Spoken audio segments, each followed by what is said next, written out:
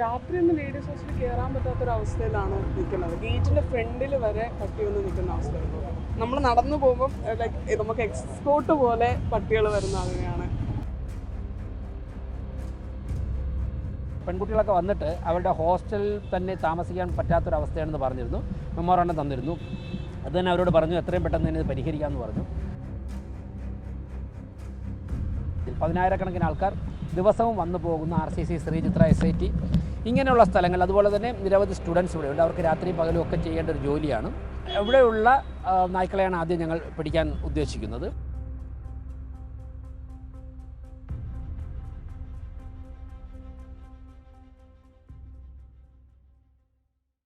നമസ്കാരം.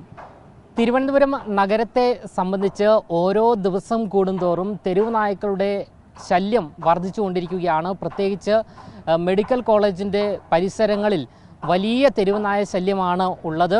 രോഗികൾക്കും ഇവിടെ പഠിക്കുന്ന വിദ്യാർത്ഥികൾക്കും ഒരേ രീതിയിൽ രാത്രിയെന്നോ പകലെന്നോ ഇല്ലാതെ ഈ ഒരു ശല്യം സഹിക്കാൻ കഴിയാത്ത സാഹചര്യമാണ് ഉള്ളത്.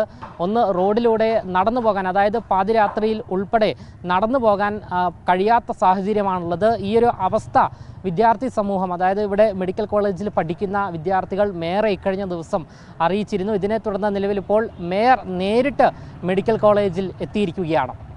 ലേഡീസ് ഹോസ്റ്റലിൻ്റെ ഭാഗത്ത് കൂടുതലുണ്ട്. അതേപോലെ RCCൻ്റെ അവിടെ ഉണ്ട്. നമ്മുടെ കോളേജിൻ്റെ ഓഫീസിൻ്റെ പരിസരത്ത് എല്ലാ സമയത്തും ഉണ്ടാവും.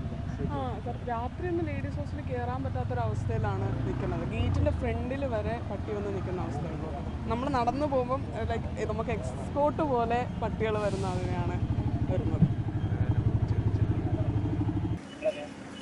നമ്മുടെ ഷെൽട്ടർ ഒക്കെ റെഡിയാക്കി ഇപ്പോൾ 1000 എണ്ണത്തിന് വരെ നമുക്ക് ചെയ്യാൻ പറ്റുന്ന ആദ്യം ഞങ്ങൾ medical college, RCC, Sreechitra, SIT പിന്നെ ജനറൽ ഹോസ്പിറ്റൽ അവിടെ നിന്നൊക്കെ തുടങ്ങാൻ തോന്നുന്നത്. അപ്പോൾ വെളുപ്പിനിറങ്ങിയാലേ കിട്ടും.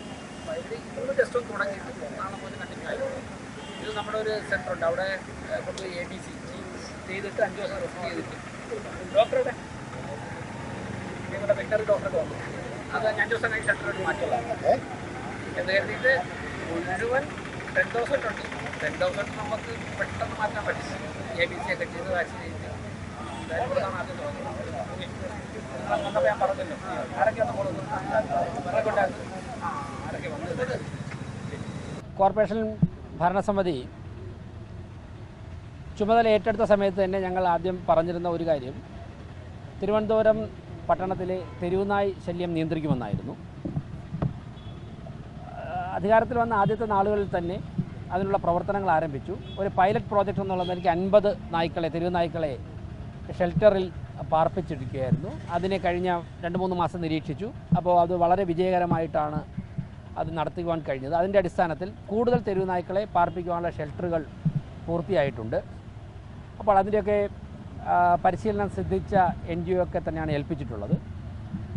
ഞാൻ മേയറായതിനു ശേഷം നിരവധി ആൾക്കാർ ഓഫീസിലെത്തി തെരുവുനായ് ശല്യം നിയന്ത്രിക്കണമെന്ന് പറഞ്ഞു. അതിൽ അന്ന് വന്ന മെഡിക്കൽ കോളേജിലെ തിരുവനന്തപുരം ഗവൺമെൻറ് മെഡിക്കൽ കോളേജിൽ മെഡിസിൻ സ്റ്റുഡൻസാണ് ഇവർ. ഈ ലേഡീസൊക്കെ, പെൺകുട്ടികളൊക്കെ വന്നിട്ട് അവരുടെ ഹോസ്റ്റലിൽ തന്നെ താമസിക്കാൻ പറ്റാത്തൊരവസ്ഥയാണെന്ന് പറഞ്ഞിരുന്നു. മെമ്മോറാണ്ടം തന്നിരുന്നു. അത് തന്നെ അവരോട് പറഞ്ഞു എത്രയും പെട്ടെന്ന് തന്നെ ഇത് പരിഹരിക്കാമെന്ന് പറഞ്ഞു.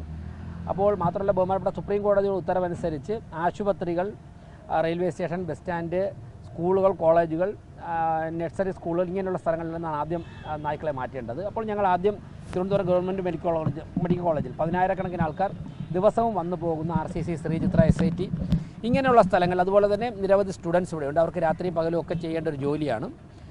അപ്പോൾ ഇവിടെയുള്ള നായ്ക്കളെയാണ് ആദ്യം ഞങ്ങൾ പിടിക്കാൻ ഉദ്ദേശിക്കുന്നത്. അതിനെ ഞങ്ങളുടെ ഇപ്പോൾ മെഡിക്കൽ കോളേജിൻ്റെ സൂപ്രണ്ട് ചാർജുള്ള ഡോക്ടർ ലക്ഷ്മി ഉണ്ട്. അതോടൊപ്പം തന്നെ ജയചന്ദ്രൻ സാർ സൂപ്രണ്ടുണ്ട്.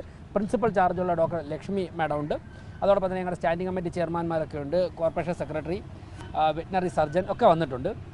ഡോഗ് സ്ക്വാഡ് രാവിലെ തന്നെ സ്ഥലത്തെത്തി കഴിഞ്ഞു. ഇന്ന് ഈ പ്രദേശത്തു നിന്ന് നായ്ക്കളെ പിടിച്ച് ആരംഭിക്കും. അതിനുശേഷം ഇതിനെ ഞങ്ങളുടെ ഷെൽട്ടറിൽ എത്തിച്ച് അതിനെ ABC കേന്ദ്രങ്ങളിൽ